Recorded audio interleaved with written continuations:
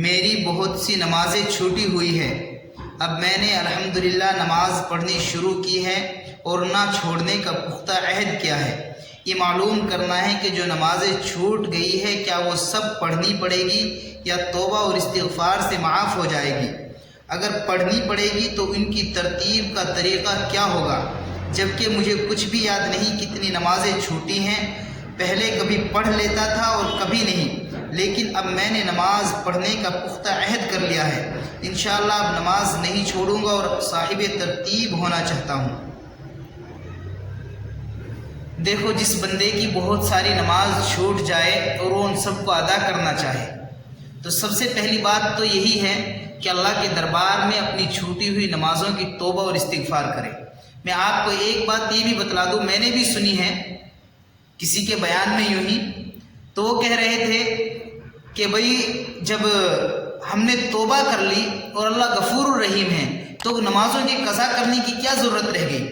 پھر تو آپ نے پڑھی دی تو توبہ کس بات کی؟ تو ایسا نہیں ہے کہ آپ توبہ کر لیں گے اور ذمے سے آپ کی نمازیں ختم ہو جائے گی۔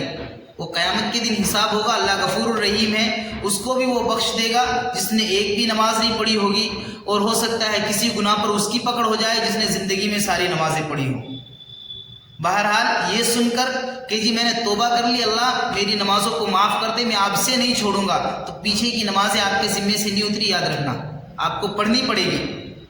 تو اس کا طریقہ یہ ہے کہ آپ، سب سے آسان طریقہ، آپ حساب لگا لیں۔ آپ کو پتہ نہیں کہ آپ کی کتنی نمازیں چھوٹی ہے، کتنے سال کی، کتنے مہینے کی، تو آپ بیٹھ کر حضور قلبی کے ساتھ، یعنی دل کے اطمینان کے ساتھ بیٹھ کر ایک اندازہ لگائے آپ کی 1 مہینے کی، 2 مہینے کی، 3 مہینے کی، 1 سال کی، 2 سال کی، 3 سال کی، اتنی نمازیں چھوٹی ہے۔ آپ جس پر آپ کا دل مطمئن ہو جائے کہ اتنی نمازیں چھوٹی ہے، پھر آپ ان کو قضا پڑھیں۔ آپ ان کی ترتیب اگر ایک ہی وقت میں 4 6 نمازیں پڑھنا چاہے تو بھی کوئی حرج نہیں، پڑھ سکتے ہیں، لیکن آسان ترتیب ان کی اور بہتر ترتیب یہ ہے کہ ہر نماز کے ساتھ آپ ایک قضا نماز پڑھیں۔ مثلا فجر کے وقت میں آپ اپنی ایک فرض نماز فجر کی قضا پڑھ لیں، ظہر میں ظہر کی ایک نماز قضا پڑھ لیں، عصر میں عصر کی ایک نماز قضا پڑھ لیں، مغرب میں مغرب کی ایک نماز قضا پڑھ لیں، عشاء میں عشاء کی نماز فرض بھی قضا کرے اور 3 وتر بھی قضا کرے۔ یاد رکھیں فرضوں کی قضا ہے اور وتروں کی بھی قضا ہے، تو آپ عشاء میں صرف 4 فرض قضا نہیں کریں گے بلکہ 3 وتر بھی قضا پڑھیں گے۔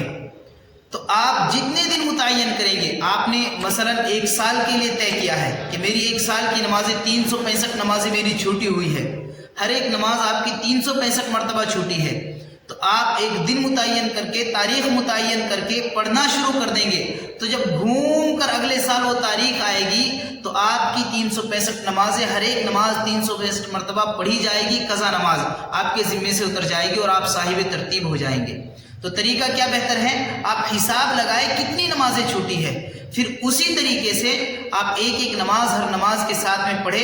یہ ترتیب آسان بھی ہے اور انشاءاللہ آسانی کے ساتھ آپ کے ذمے سے جو فرض نمازیں آپ کے اوپر رہ گئی ہے وہ ادا بھی ہو جائے گی۔ اللہ غفور الرحیم ہے۔